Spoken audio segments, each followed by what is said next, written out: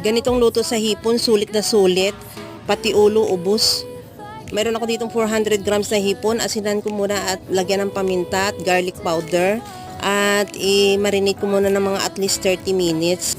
Maglagay na rin ako ng harina at cornstarch sa mixing bowl. Timplahan ko na rin ng asin at paminta. Maglagay din ako ng garlic powder at paprika. Ihalo lang hanggang sa mag-well combine yung lahat na ingredients.